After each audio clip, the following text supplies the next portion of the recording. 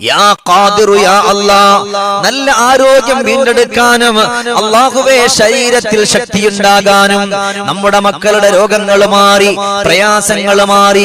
ഇതിന് മക്കളുടെ രോഗമെന്ന് മാത്രമല്ല, മാരകമായ രോഗം പിടിപെട്ടുകൊണ്ട് സങ്കടത്തിൽ കിടക്കുന്നവരുണ്ട്, എഴുന്നേക്കാൻ പറ്റാത്തവരുണ്ട്, അതല്ലാതെ പടച്ച റബ്ബേ ഒരാളുടെ സഹായമില്ലാതെ പോകുന്നവരുണ്ട്.